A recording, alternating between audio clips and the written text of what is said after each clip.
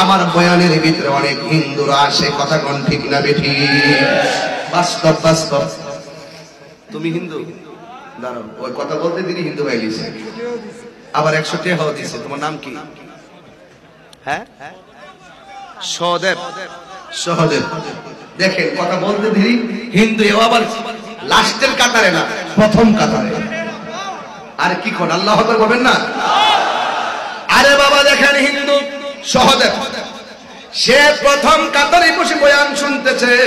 আল্লাহর কসম আমি কিন্তু জানিও না, আমি কথার কথা বলেছি। এমন ভাবে একটা কিশোর বয়সের ইহুদি আমার নবীর ওয়াজ শোনার জন্য মসজিদে হাজির হয়ে যেত। আমার নবী ডাক দিয়া কয়, আবু বকর, ও বেলাল, বেলাল রে, তোরা যদি এই মুহূর্তে কোন জান্নাতি দেখতে চাস, আমার পাগলা কিশোর বয়সের উম্মতটারে দেখ গেল। আর জোরে বলেন না সুবহানাল্লাহ।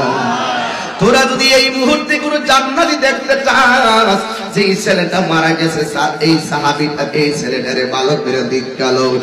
আল্লাহর হাবিব ওয়াজ শুরু করলেন, ফজরের নামাজের পরে ওয়াজ করলো। যোহরের নামাজের টাইম হয়ে গেল, যোহরের নামাজ পরে আবার বয়ান শুরু করলেন। আসরের নামাজের টাইম হয়ে গেল, আসরের নামাজ পড়ে আবার ওয়াজ শুরু করলেন।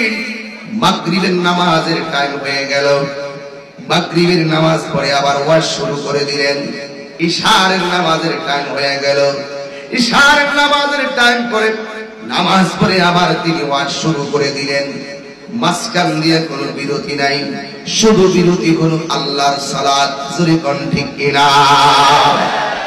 আমার নবী রাহমাতুল লিল আলামিন এমন ভাবে বয়ান শুরু করলেন, ঘন্টার পর ঘন্টা চলে গেল।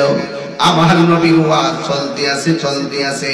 সাহাবায়ে কেরাম ডাক দিয়ে কয়, জগৎবাসীরা রে, আমার নবী যখন ওয়াজ শুরু করলেন, আমরা খাবারের কথা বলে গেলাম, আমরা পানির কথা বলে গেলাম, আমরা পরিবারের কথা বলে গেলাম। নবীর চেহারা মুবারকের দিকে তাকায় নিলাম, আর নবী বয়ান করতে করতে কিয়ামত পর্যন্ত কি হবে নাকি না হবে, আমার নবী একদিনে সব বয়ান করে ফেলেছেন।